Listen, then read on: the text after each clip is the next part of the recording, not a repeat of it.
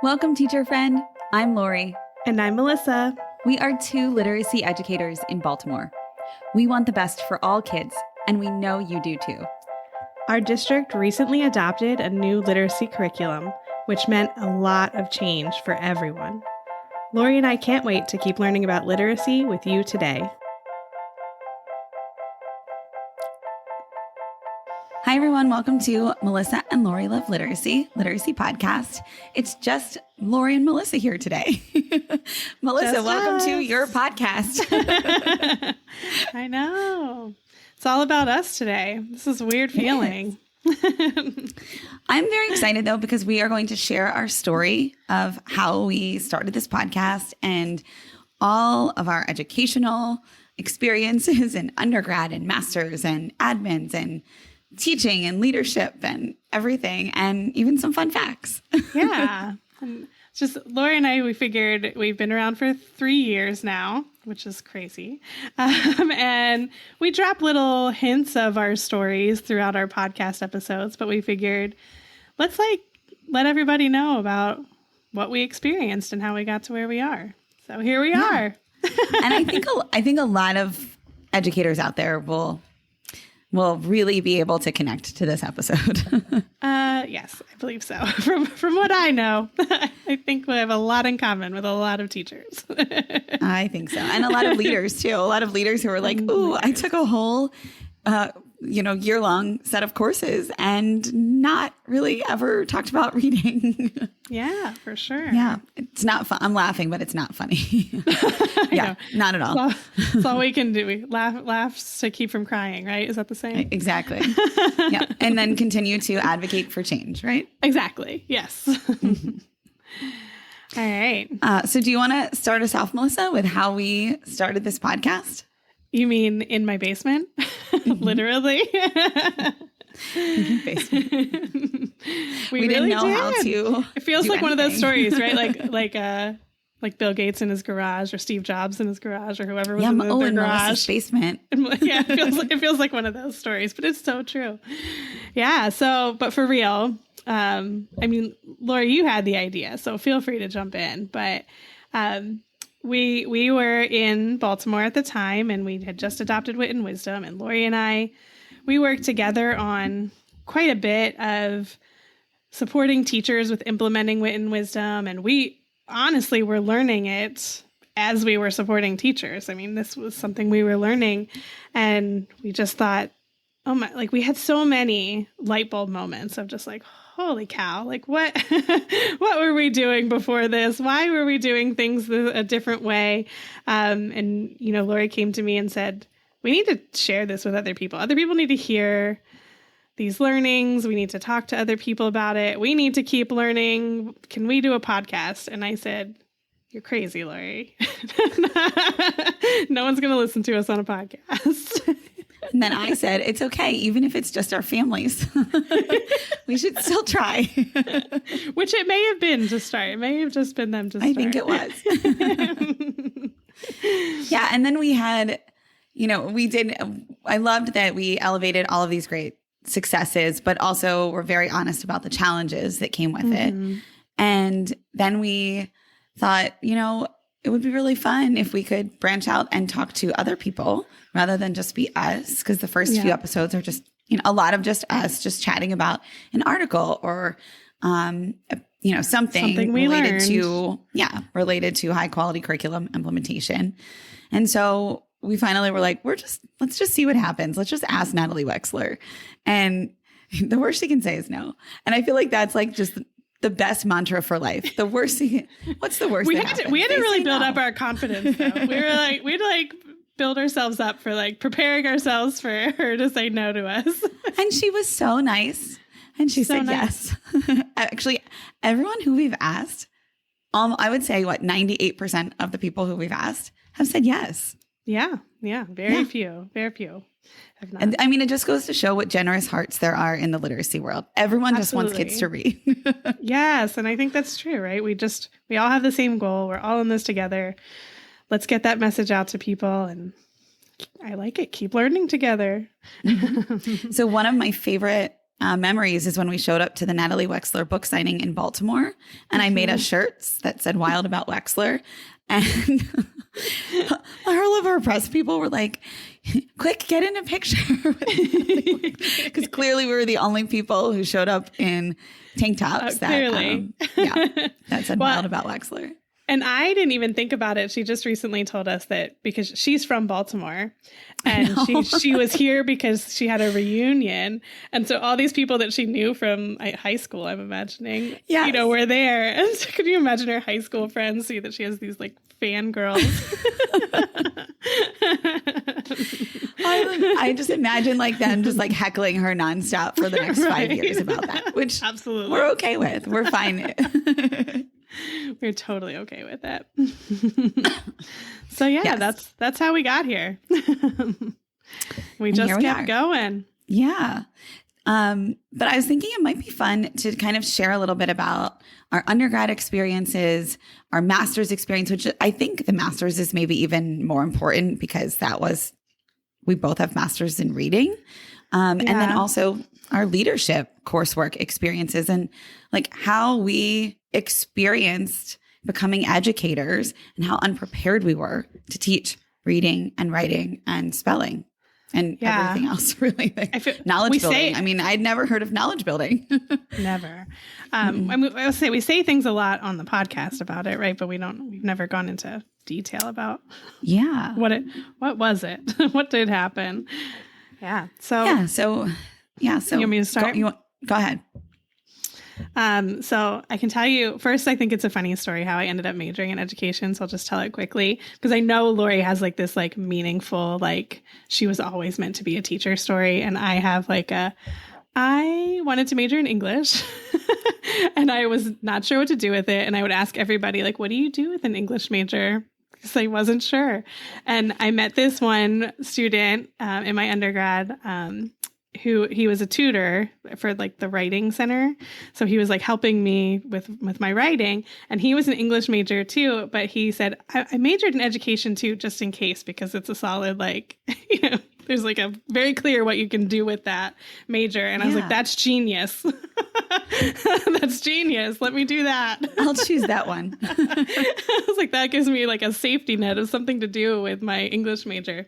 And that's how I got here. Not very inspiring for how I ended up down this road, but I just think it's always funny when like, you're like, if I'd never met that guy, like who knows where I'd be. So why did you then do Teach for America if you already had your major in? Because I'm a crazy person. No, just kidding. But do you even if you have like I thought Teach for America was more like if you were mostly, I don't know, like a doctor and suddenly you were like, I think I want to become a teacher. And then when I did Teach for America, that's probably not a great example with there were two of us out of, I don't know how many people were in my core, which is like 100 people probably. That could be totally wrong. But there were two of us that had our teaching credentials already. So majority of the people did not. So you could have your teaching credentials and still go into Teach for America. Yeah, I did. I totally did. My reason, I had a few different reasons. One, and I'll back up a little to like the courses I took in undergrad for education, were very theoretical. And like I named some of them in our notes, like gender studies in education and,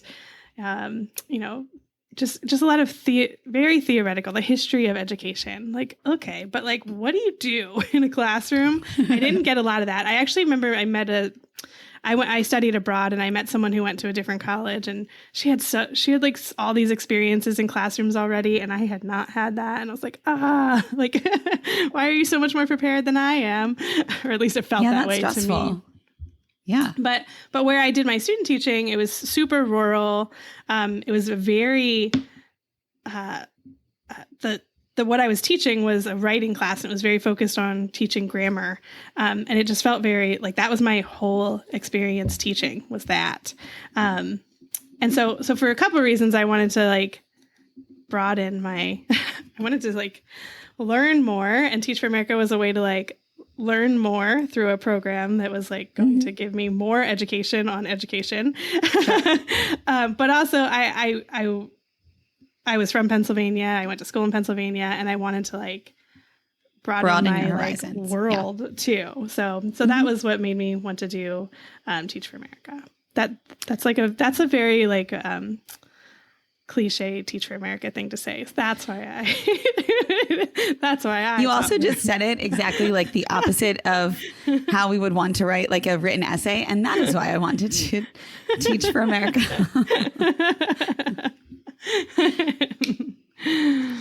So funny. So what about you, Lori?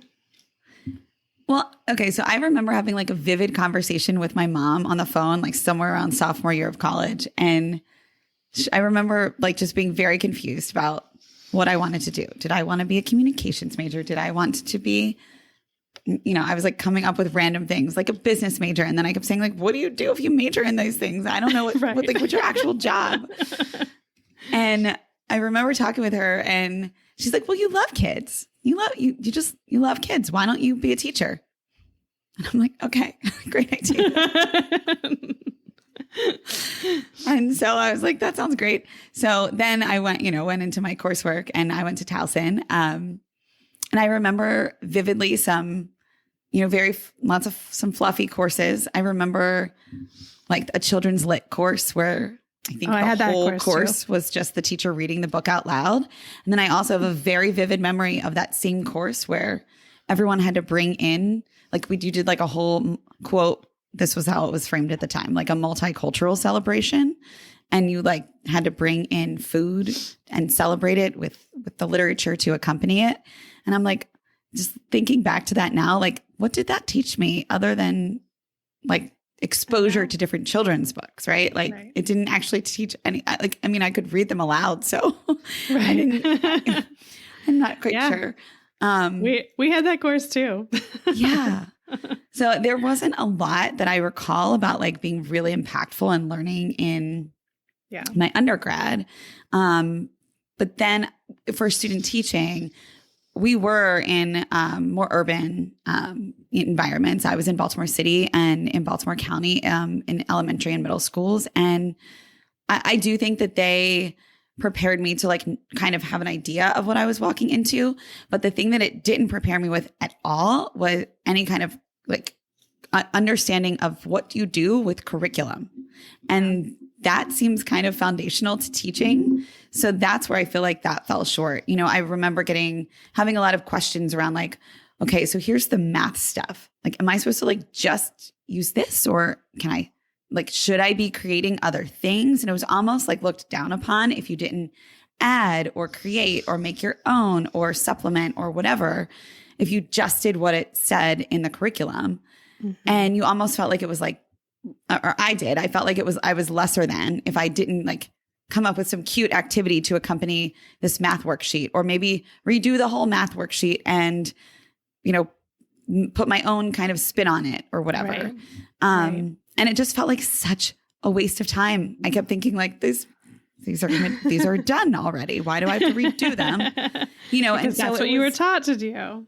It was always something I struggled with, which I think is why I was so open when we worked together and we did receive high quality materials and we did see what that looked like. I think I was ready for it because I had always been ready for it. I think I'd always questioned it from the beginning. I understand that that's not everybody's perception or space. So yeah, totally. Yeah. My first year, I did not have anything. I think I've told this story before where you have. I'm so sorry for this.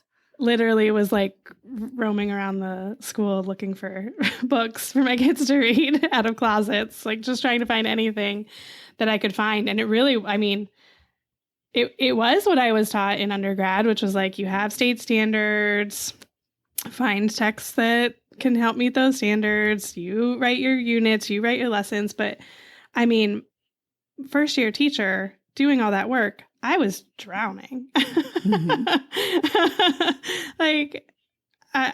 There's no way that you can do that much curriculum writing on top of teaching every day.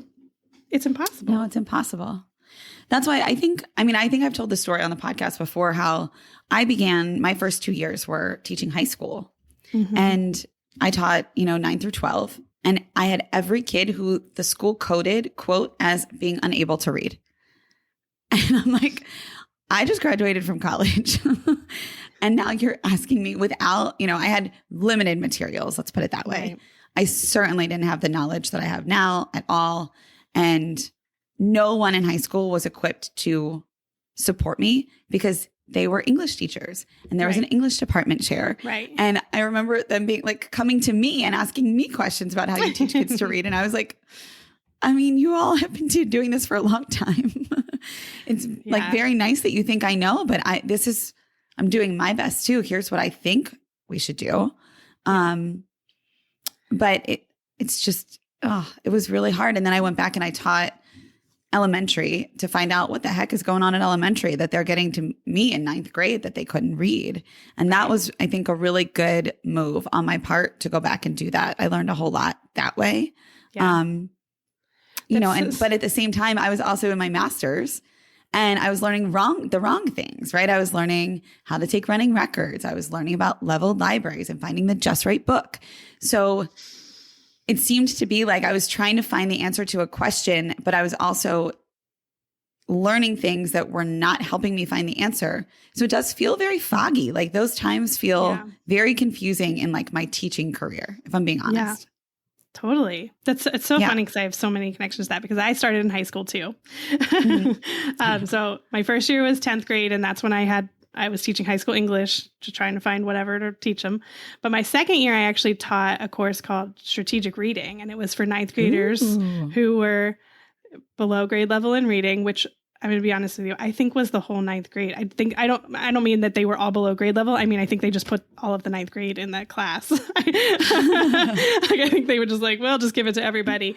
But that was what that course was very structured. It had a curriculum, and I think I liked that about it, right? There was like a read aloud portion, there was a lesson portion, there was a portion where the kids read a text, and there was a portion where they did self-selected reading, and I loved it. And I was like, oh, thank goodness someone gave me something to work with here. Like I can work with this. You gave me text, you gave me a structure, you gave me some professional development on it. And it actually went really well, but I taught that course for a few years, and then I actually became a facilitator for helping other teachers with that course. And at the same time, I was doing my master's. And again, it's all foggy and all messy because I don't think my master's taught me what I needed, but it did teach me some things. Like I learned about the National Reading Panel, and I got exposed to it, I should say. I wouldn't say I went in depth in any one of those areas, but I did get exposed to it. And there were things about that strategic reading course that I just questioned, and I never felt great about it, but I didn't know enough to know exactly why at the time, it just like, but now looking back, I can say, I know why, because half of the class was focused on skills, right? It was like, read aloud to show kids how to find the main idea and then like have them find the main idea. So it was very skills focused, which I didn't love. The texts that they read were like way below grade level. I mean, way below grade level. That's what I was going to say when I taught high school. That was my biggest mistake is I chose books that were well below grade level. I mean, we're talking definitely elementary texts. And I know why they did that at the time, right? It's supposed to like, they're supposed to be able to read those texts, right? So you can teach them these skills with these texts that they're able to read on their own. But it never really sat with me well, even though, I had kids who, they loved those texts. I had kids who like cried about the end of Walk Two Moons, they cried. But at the same time, I was like, I don't know, this just doesn't feel right.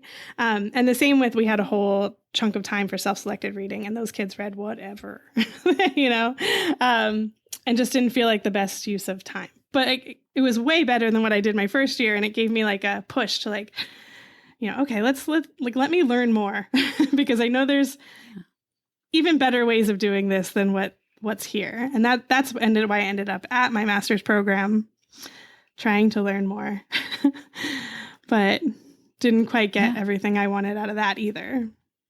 Yeah. And then what's I think even more interesting is that you and I both took the same admin degree coursework from Towson, and we both took it at different times and we couldn't recall any like explicit literacy specific coursework. Like both of us, prior to this call, racked our brains.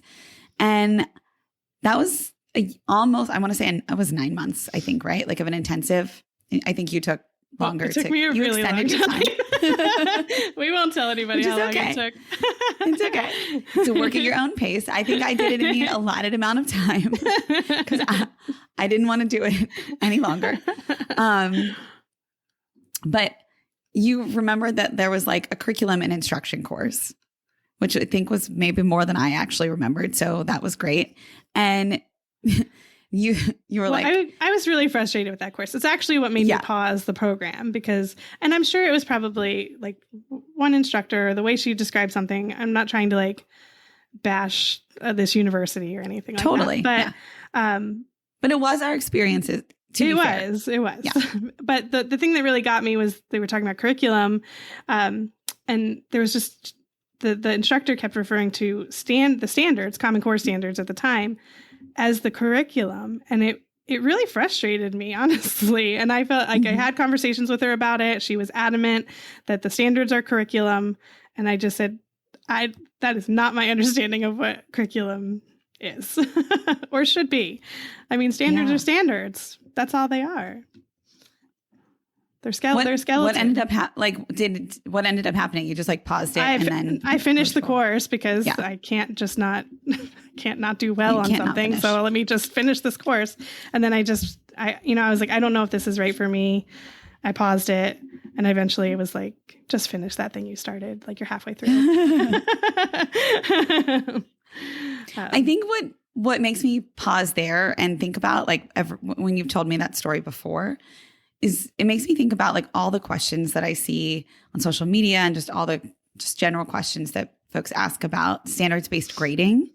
And I think I have a lot of trouble understanding how we can grade in a standards-based fashion.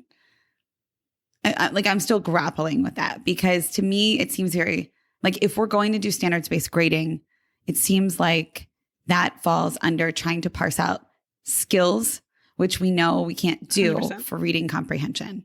So it feels like we're trying to do something that doesn't fit with the shift to, moving like a better curricular space. And if you have high quality materials, you technically should not be able to parse out and say like a kid mastered this one thing. It reminds me of, I don't have the study right here, but it reminds me of that ACT study. I think it was ACT, not SAT. ACT.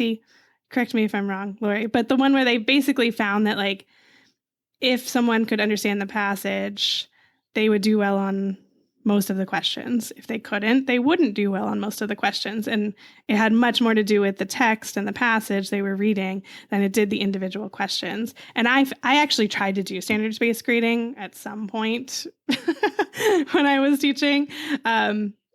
Because it was the thing and someone sent me to a Marzano conference about standard-based grading and I wanted to try it. I mean, we did in Baltimore. We did a whole thing, before we adopted. Yeah. And you can do it. But what I found was exactly the same as that ACT, which was like, if you were a stronger reader, you pretty much did well across the board. If you were not as strong of a reader, you pretty much didn't do well across the board on all the standards. And that's where you were. And it just never felt right to me, that I don't know. It didn't feel like it gave me like the information I needed. Like it would, I never taught K2, but I imagine in K2, if you were to do the standards with the foundational skills, that would be really helpful. Totally different. It would be very helpful. Right. Right. But opposite when you get to the older grades, it does not feel as helpful. I don't have a solution to it either. Don't get me wrong. Or opposite in K2. Yeah, opposite in K2 if we're not talking about foundational skills. True. Yeah. Yeah. I don't have a solution either. I'm just saying it like frustrates me and it feels confusing sometimes to like it does feel like sometimes it's this like cyclical conversation like, well, if we believe in, high quality materials and we believe in reading science and understanding all parts of the reading rope, then standards-based grading doesn't seem to fit with that unless we're talking about K2 foundational skills. And that's where I feel like we could dig into assessment like so much further. Oh, yeah. Write that down for another one. Yeah. All right, we'll have to put that on the topics to talk about. Yeah. Before we move on from coursework, though, I just want to I often feel like both in that admin, my master's, undergrad, it always felt to me a little bit like they were very disconnected and like just, this is how I felt it. I don't know how people make decisions about what courses to teach, but it felt like there was like a list of courses that had to happen for each, right? Like you need to take a linguistics course. You need to take an educational psychology course. You need to take this school law, right? Oh my gosh, school law, that was crazy. But it always felt like it's just like these courses that you're supposed to take and they're not really connected to each other or like trying to build like your knowledge as a whole. It's just like, okay, take this course, check it off the list, move on to the next one. Because I like that linguistics course I took in my master's, I feel like was in some way helpful for my knowledge of teaching foundational skills, but there were no connections made to phonemic awareness or phonics or, it was very isolated in the linguistics world. It's almost like course categories. And it's like, it's, when you do your undergrad and it's like, okay, you need to take a history course. Okay. Right. Here's these 5 choices. All right. What time do I want to take the class? Let me figure out from there. That's what it feels like. It felt like in that course, like it was not, there wasn't like an umbrella. And I'm wondering if any other people felt that way when they took leadership courses. Yeah. And I mean, I had electives to pick and 19-year-old me was not making the best decisions about electives to take. No. There may have been better ones, but I was looking at the schedule. I was looking at what I could take while I studied abroad. I was looking at I was looking at what I could take so that I could move. I think I took some dance classes. I definitely took dance classes too. Yeah. In my master's I took an elective about creativity because we could take it in a January intersession course and it was done in 3 weeks. And I was like, yeah, sign me up for that. But I love creativity. I'm doing a podcast. What did that have to do with my master's in being a reading specialist? I have no idea. I think if I were College of Ed, I would say I was trying to make Melissa Loftus a well-rounded individual. Well, sure. But also, like, what we know about knowledge building doesn't fit into that sphere, right? I want to teach kids how to read, and I don't know how that would help. Well, and I think if we can foundationally do that well, then there are opportunities for choice elsewhere. Yes. We're not upset that colleges give students choices. We're just saying, I think it'd be helpful if those choices were connected to content or connected to like a bigger picture. Yes, for sure. Of knowledge building on topics that are important to what we're learning. Lori, do you want to talk about your leadership experience a bit? Yeah. Do you want me to talk about it within the city? Yeah. I'll talk about it there. How about that? Whatever you want. Well, I'll start at the State Department. So I did work for the State Department of Ed here in Maryland. And it was really slow, I thought, like a slow paced kind of change. And it was right at the onset of Common Core. And I was ready to like jump in. And I felt like a little bit of like hesitation, like, okay, let's pause. And so it was just a really interesting perspective. I got to travel the state and see all the different places in the state of Maryland as we transitioned to Common Core. So all the different counties and cities and how they were transitioning. And it was interesting because it wasn't like I had like wrapped my brain yet around what Common Core should quote look like in a classroom, right? So I'm like kind of, learning with everyone. And as, we were traveling around, we had this like big symposium meeting. And at that meeting, Baltimore City presented. And I remember listening to Baltimore City and thinking, wow, you're light years ahead of everyone else. And I want to come there. And so I went up. I was like, hi, can I come work for you?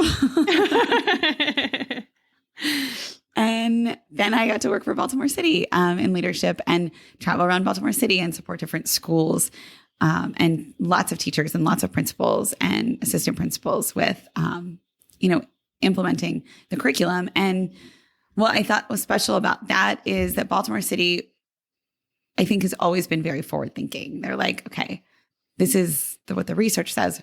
We're going to try it. And I love how just like fearless, the city is as a whole. And I learned so much doing that. And then, we had our own curriculum, as you know, Melissa, that we had written ourselves. And of course, there were like flaws, but there were complex texts too. And there was lots of discussion and lots of great things like big questions and deep studies of topics and good writing opportunities. But then I think that like kind of primed us for the adoption of Wit and Wisdom. Yep. And we were ready for it, Yeah. So there were just like little stair steps that got us to that point. I'm curious about your leadership experience, though, like your leadership lens in the city, because we worked together, but we had slightly different positions at different times. Yeah. Well, it's so funny because I basically was there before I did that same role you're talking about, but I did it before you. Yeah. And part of that role was writing that curriculum. I mean, we literally were writing it and supporting teachers to write it. And that was a big part of the role. And then going around to the different schools to help with the implementation of it. And the funny thing, when you said like you saw Baltimore City present and then that made you want to come to Baltimore City, when I was writing that curriculum and helping teachers with that curriculum, I just was like, I want to teach this. Like, I was like, I want experience teaching it. And I actually ended up going back in the classroom for a couple more years because I was like, I've never taught with Common Core. And I just thought that curriculum was good. Like we had one module about the triangle fire, in the Triangle Shirtwaist Factory fire. And I just loved it. I was like this, because you really got so deep into it and learned so much about, immigration to the United States and everything with that fire. It was just so cool. And I was like, I want to teach this. And I did. I ended up going back to teach it. So that was my leadership experience, was like, it was pushed me to go back into the classroom. Yeah. But I love that. But I think you're right. Then you came back and we adopted. I did come back. I came back eventually. And it was right at the right time because similarly to that program I was talking about earlier, like this was like, had so many like good qualities for Common Core, but it did have a lot of flaws too. And it made sense, right? Because we were writing it on our own limited time. I mean, teachers are writing it in their spare time. And we can't underscore enough that curriculum writing is a full-time job. Full-time for job. Lots of people. And if it's not a full-time job, it is probably not the one you want to choose. Yeah. Like, so, I mean, there were just a lot of holes in that curriculum. And it, when you're teaching it, you can see them very clearly. And so that's when I came back, and I'm so glad I went back to the district at this time that I did, so that I was there for that adoption of the curriculum. It was perfect timing. Yeah. And then serendipitously, we got together and here we are. Here we are. And now we're podcasting on, I don't even know what day it is, a Wednesday after a crazy day. And thankfully all of our technology works that didn't work earlier. So just grateful that we still get to do this together. Absolutely. Did we miss anything to share about our stories before we talk about fun things? I don't think so. I think we hit all the key points. Yeah. All right. Where do we want to start? You want to do fun facts? You want to share yours? Yeah. I don't feel like they're terribly fun. I know. I was going to say, I'm not sure it's fun, but definitely facts. We probably could come up with better ones, but we were like, we want people to know about us. Like, who are we really as people, not just as educators? So most of you know that I have a son. His name's Elliot. He is 3. Today, fun fact, is National Dinosaur Day, or whatever, Dinosaur Day.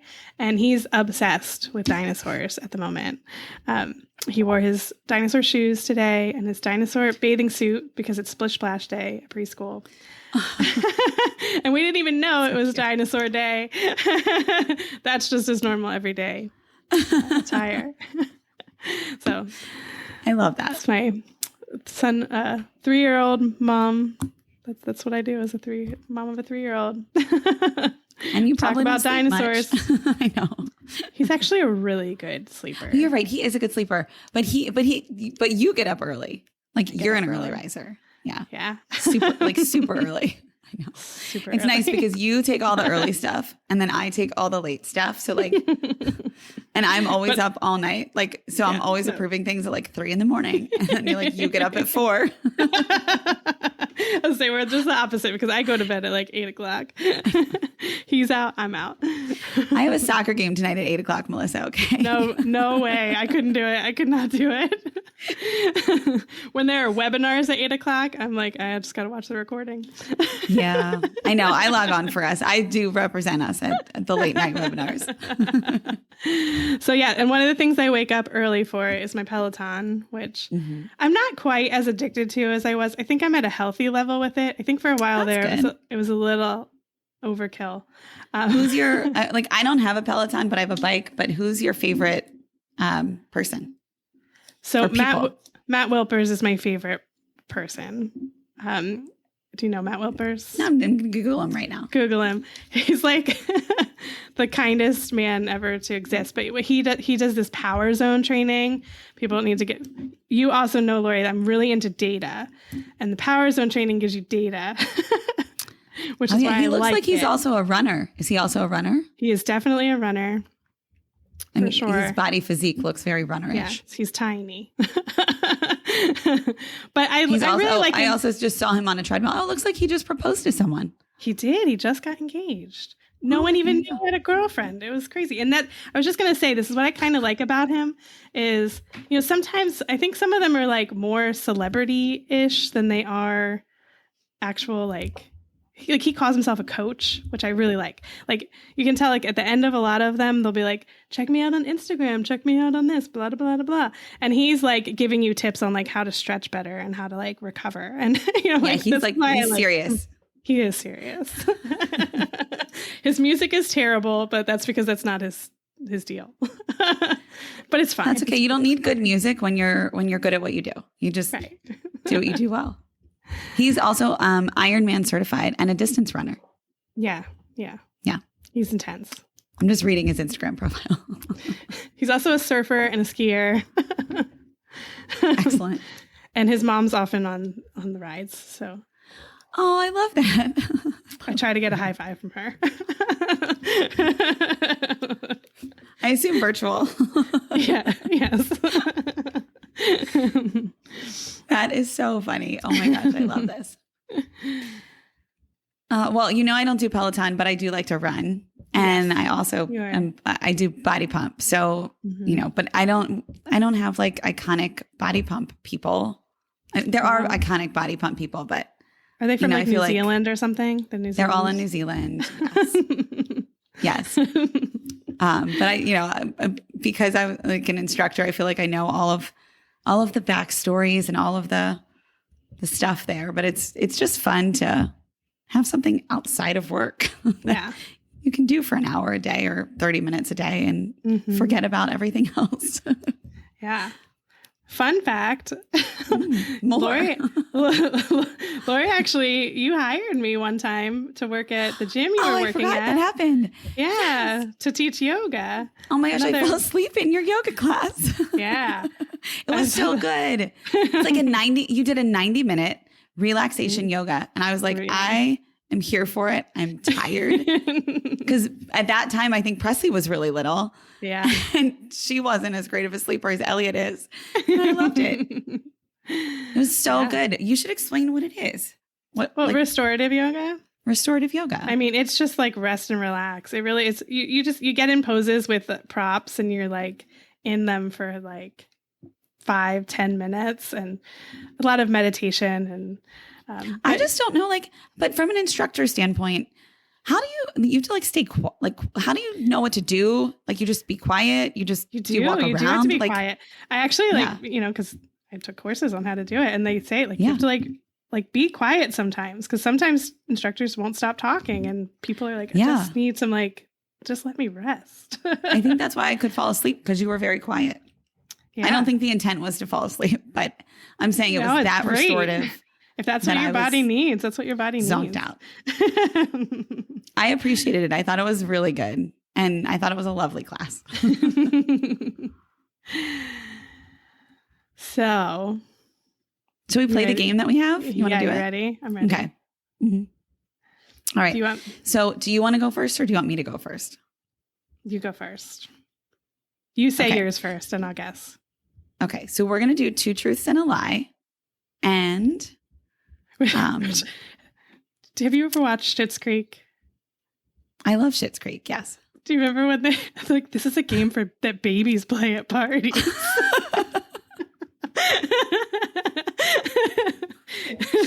This is a total game for babies at parties. Here we go. We're playing it. We're going to do it.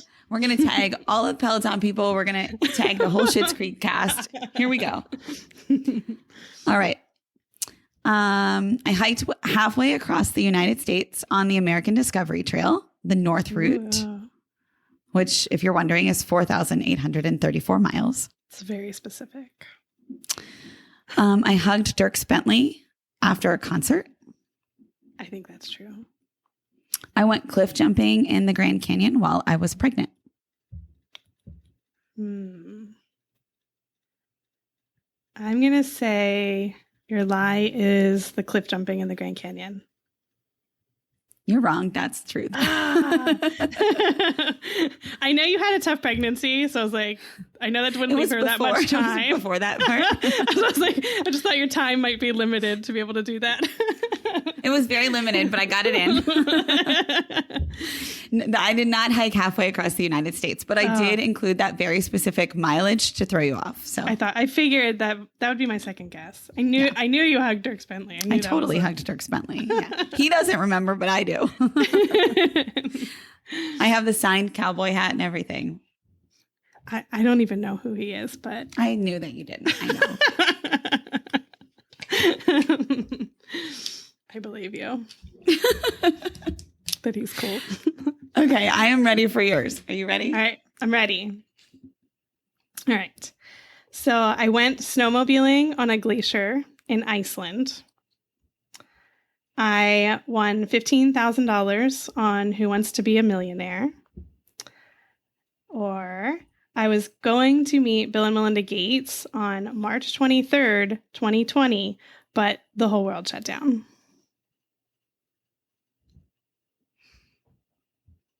Okay, I think that you did win on Who Wants to Be a Millionaire. I think I remember you telling me that. So I'm going to say your lie is that you went snowmobiling on a glacier in Iceland, but I kind of want to pick the other one now. I'll give you, go ahead, pick what you want. It's okay. I'll do the snowmobiling. I'll stick with it. I did do that, and it was really cool. Okay, so we're both wrong. That sounds amazing. It was awesome. But you weren't going to meet Bill and Melinda Gates? That sounds reasonable. No, I totally was. That one's true, too. I just tricked you on the Who Wants to Be a Millionaire because I only won $5,000. Oh, my God, stop it. You can't do that.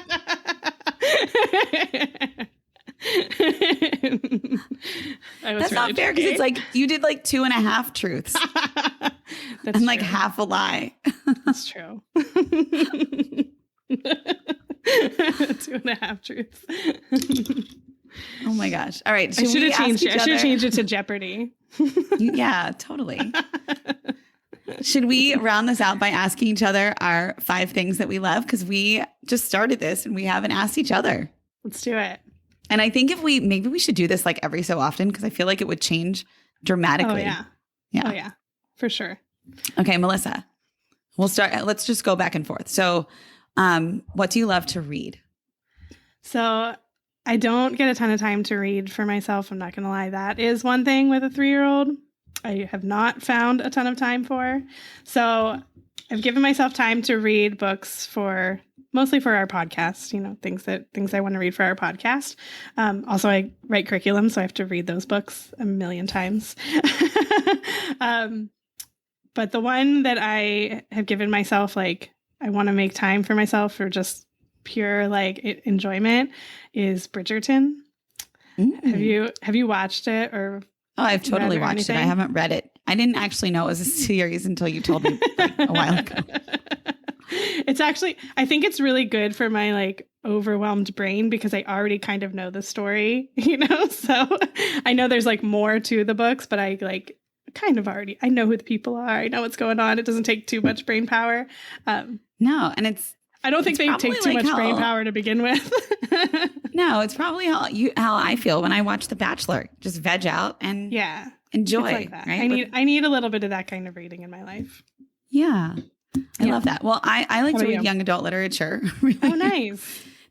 When I thought about this question, I was like, that's like, I think the number one thing that brings me joy is being able to read the young adult books. Like, is it like Twilight? Well, those, but also like the really good stuff, like both. I'll do like the quote. I mean, I've read Twilight. I'm not knocking you. Yes. But like, it's really nice that like Presley's kind of getting to that age where we're reading it together now. And like, we just read like The True Confessions of Charlotte Doyle and, nice. Hatchet. And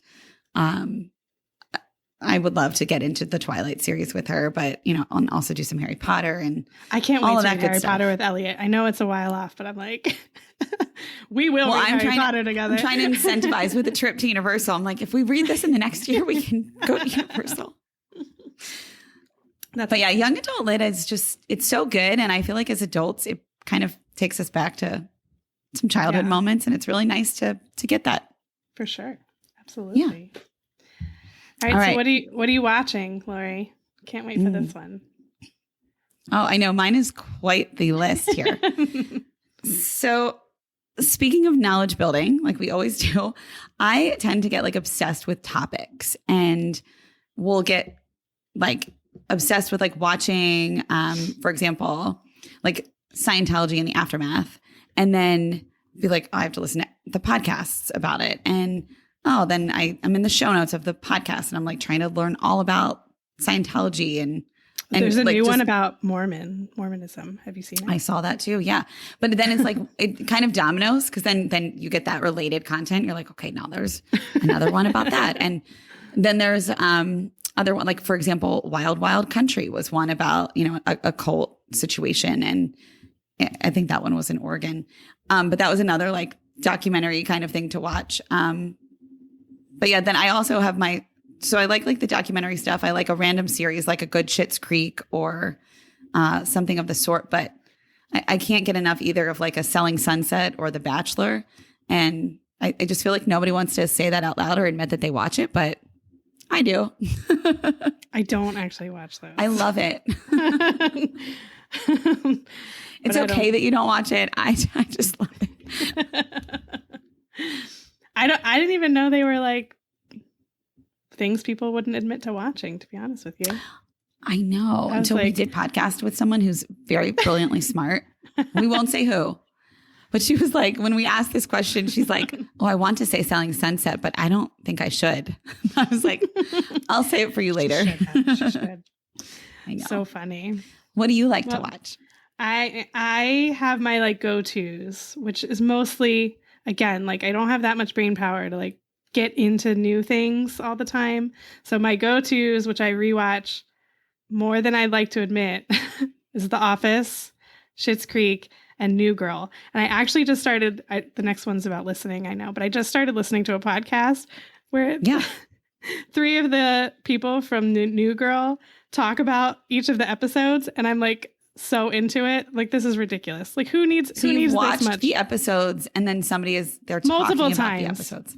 I watched it so many times that like I don't even need to go back and rewatch it to know what they're talking about. Like, I've seen it enough that I know what they're talking about. I should watch it. I haven't watched that one. Would I like it? I mean, I think it's hilarious. My really good friend really doesn't like Zooey Deschanel. So I think it depends mostly how you feel about her, because she's like, oh, I like her. I think she's great. Yeah. Then yeah, it's hilarious. Okay, I'm here for it. But I did start some new ones recently. So I just binge watched through Ozark, which is really intense. Okay. And I don't know if you noticed, but I was like really anxious the past like few weeks, and I think it was from watching that show. I didn't notice. I'm glad. I'm sorry that you were anxious and I did not notice. I like finished the show and like feel relieved, and I'm like, I think that was not good for my anxiety. That's how I feel when I listen to the, I call them my murder podcasts, even though they're lots of times just very suspenseful. But I do feel very nervous inside. Like I can't stop thinking about it. And then, if you really get into it and you listen to like the ones where like people are wrongfully accused or, I think the one, like there was one that was serial or undisclosed or all of those.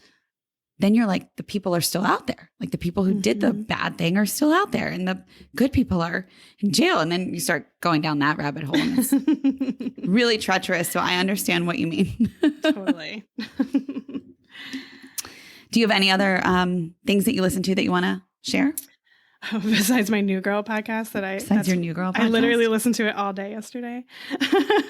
Well, I listened to a lot of Coco Melon, which is not my favorite, but it's requested a lot. So any parent out there that has to listen to Coco Melon, I feel you.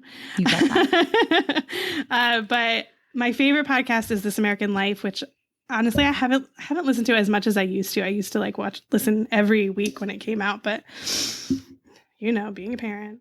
Yeah. But it's still one of my favorites and I love listening to it. I do actually listen to a lot of meditations. I'm not great at it. I'm like, usually a lot of things are going on in my mind still, but I try really hard to get some meditations happening in my life. Yeah, I love the Calm app. I think do you use the Calm app? No, I use an app called Insight Timer, or I do it on Peloton, so I get Peloton credit for it. Oh, of course. Yes. Meditation. I don't have the Peloton app, so I do it on the Calm app. They're actually pretty good on Peloton too. It's not just to get my credit. Sometimes it is. That is so funny. Either way, mindfulness is very important is what we are taking away from this conversation. Yes. How about you? I also love to listen to country music. My favorite Dr. Becky. Well, and I love country music. I love pop music too, but Work Life with Adam Grant always surprises me in different ways. Like there's great podcasts on there. I love You're Wrong About. Which I haven't listened to that one in a while, but it's good. That one is I just love the idea that like of redemption for people or things. I love like their funny commentary. There's just so many things to listen to. It's just Armchair Expert. Do you still listen? To everything. I do still listen to Armchair Expert. It's actually how I just listened to Zoe Deschanel on Armchair Expert, and that's how I found the podcast about New Girl. There you go. Yeah, I like theirs, but they're really long interviews, so you got to like be committed to the person. I feel like, you learn a lot about them. It's good for a long run. Yeah. Right. I'm wondering if should we go to what we remember? What's a good memory? Yeah. You ready? Yeah. You want to go first? Yeah. So I chose one that wasn't a good memory. I hope that's okay.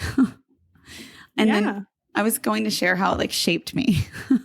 That makes a lot of sense. So in my first year teaching, I remember teaching a student who was a senior and in the reading, in my reading class. And he got really upset when we were reading and called me a name and left the class.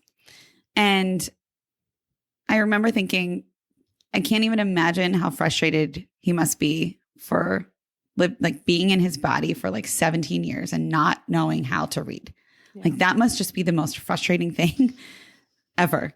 And that was like one of the moments where I was like, I have to figure out what is happening in other places, like other grade levels, and why kids are coming to me not being able to read at 14, 15, 16, 17, and 18 years old. And even more so, right? Like students who were in special education tracks. I had students who were 21 in my class who were also, struggling to read. And so that was one that I wish that I could have changed his life a little bit more. But either way, he changed mine. And I'm glad that that moment happened. And I hope that I was able to reconcile with him after. And I just hope that we were able to make like some sort of difference in his life, or I was able to make some sort of difference in his life. I don't think that I gave him like all the tools that he needed at 18, right? To go back and teach that. But just having that experience and that conversation with him was really important. Oh, I love it. I know, our high schoolers. Well, it's funny. My memory is about a high schooler too, from my first couple of years of teaching, but it's a positive one. But I mean, she just sticks out in my head beyond anybody. But it's just really funny because she was a really good reader. I mean, like in class, I was terrible teaching, but I was always like, Tariana, can you read for the class? Because she was so good. Like her expression, like she was just a beautiful reader. And she had asked me once to start a poetry slam group at our school. And I was like, look, this is not my wheelhouse. Like, I don't write poetry. I don't perform. No, thank you. But she was like, please, please, please. And one of my other friends at the time, Teach for America friend, was like starting like a citywide, this was in New Orleans, a citywide competition for poetry slam. And I was like, like she should be able to compete in this. So like, let me do this. So I totally did it just for her.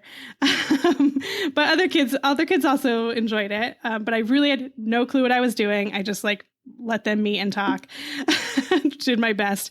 And then one time for this competition, it was the first competition that they had, and I wanted her to go. And so I told her I would drive her. And I lived like 20 minutes from my school, and the competition was close to where I lived. So I drove 20 minutes out to get her, just to go back 20 minutes to the competition. But I went to the school to pick her up, and I couldn't find her. And I don't even know if she had a cell phone at that time. I don't think so. And so I was trying to find her. I couldn't find her. I almost gave up and just like left because I didn't know where she was. And like right before I was about to like leave the parking lot, she comes running out of the school, and she was like, I was just so nervous. I was talking to another teacher because I was so nervous, and I'm so glad that I caught you. And so we went, and she won the poetry slam. Oh my gosh. Yeah. She went on to do all this like amazing work with poetry. And like, she now she does more, she's like in a band. She's a singer in a band.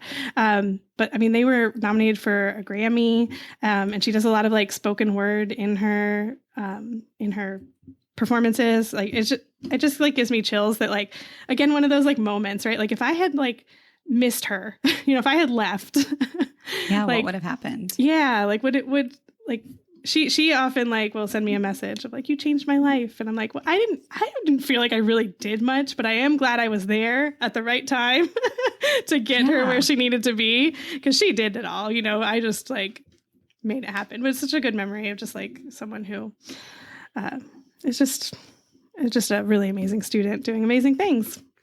Oh my gosh, that's beautiful. I love that you always chose her to read with her for her beautiful voice. And I bet it like that probably translates into singing so nicely.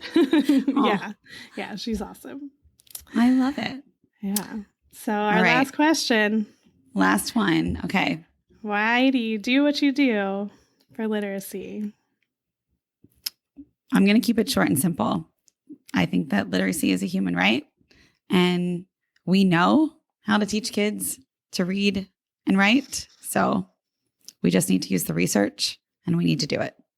And just those facts and the huge disparity between what research says and what actually happens in practice drives me every single day. I'm like, I want to live in the chaos of how we can not make this chaotic and how we can make it just a clear line for all kids to be able to read. It is a human right. And I just so firmly believe that. Absolutely. Why do you do what you love? Very similarly, but I think, I just told a really positive story about one student, but I think more of the students that I saw throughout my teaching career mirrored the student you talked about, Lori, which was struggling to read and showing it in so many different ways in the classroom. And it's just, I don't want to see any student, not one, who has to go through their school careers with that on, living with that, not being able to read and living with it every day. And And then to go back to like everything we've talked about today, there are too many teachers not being prepared to know what to do for all those students. And that's just, like you said, there, we know more about what to do for all those students than what we're telling teachers and teaching teachers how to do it. And that's just not fair. It's not fair for the teachers. It's not fair for the students. It's just not fair. It's not fair for the families who have to live with that, absolutely. And the effects of it. I mean, we could go on and on and on. The effects of it are more than just, my kid can't read. It's 100%. Yeah. Yeah. So here we are doing our little part over here. I hope so. Well, I'm glad that we got to share our story, share our educational histories, share, teaching careers, our leadership experience, and, just how we got to this point in the podcast, and just a little bit about ourselves too, so everyone could get to know us a little bit better. Yeah. And enjoy listening to Melissa and Lori, just about us. Melissa and Lori love themselves. Just for today. Just for today. I like that. I'm glad we got to talk, Melissa. Yeah. Thanks, Lori. Mm-hmm. Bye. Thanks for listening, literacy lovers. We release a new podcast episode every Friday and share more resources in a newsletter on Tuesday. Sign up for our newsletter at literacypodcast.com. Each week, you'll receive important information, resources, and connected content. We're excited to create a space for community discussion about our podcast. We want to connect with our listeners and support you in answering your questions. But we also realize there are a lot of other educators out there who have great advice and experience too. Let's keep learning together in our Melissa and Lori Love Literacy podcast Facebook group, and be sure to follow us on Instagram and Twitter. If the content in this episode helped you, share with a fellow educator and teacher friend. Our literacy lover community welcomes educators at every stage of their learning journey. We're so glad you're here to learn with us. The views and opinions expressed by the hosts and guests of the Melissa and Lori Love Literacy podcast in this episode are not necessarily the opinions of Great Minds PBC or its employees.